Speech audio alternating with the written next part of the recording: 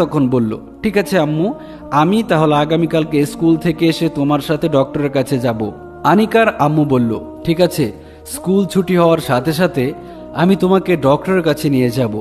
পরের দিন স্কুল ছুটির পর আনিকাকে আনার জন্য আনিকার মা স্কুলের সামনে গেল।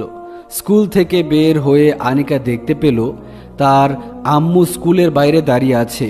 নিজের মাকে স্কুলের সামনে দাঁড়িয়ে থাকতে দেখে আনিকা একটু মুচকি হেসে দিল এবং বলল, আম্মু, তুমি কি এখনই আমাকে নিয়ে ডক্টরের কাছে যেতে চাও?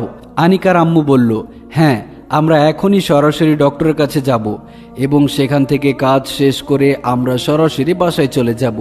তোমার আব্বু বাসায় ফেরার আগেই আমাদেরকে বাসায় যেতে হবে। আমাদেরকে বাসায় না পেলে তোমার আব্বু এসে অনেক রাগারাগি করবে। আনিকা বলল, তাহলে বেশ, চলো এখনই আমরা ডক্টরের কাছে যাই। ডক্টরের কাছে গিয়ে আনিকার আম্মু একজন মহিলা ডক্টরের সাথে দেখা করলেন এবং সালাম দিয়ে বললেন, ম্যাডাম, আমি একটু ঝামেলায় পড়েছি। আমার মেয়েকে নিয়ে অনেক ঝামেলায় পড়ে গিয়েছি।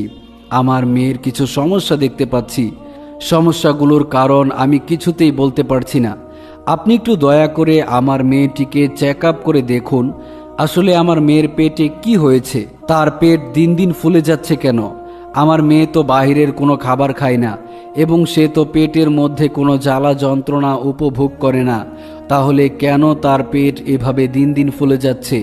এটা শুনে ডক্টর অনেকটাই অবাক হয়ে গেলেন এবং ডক্টর তার মাকে জিজ্ঞাসা করলেন, কতদিন থেকে এই পরিবর্তন আপনি দেখতে পাচ্ছেন?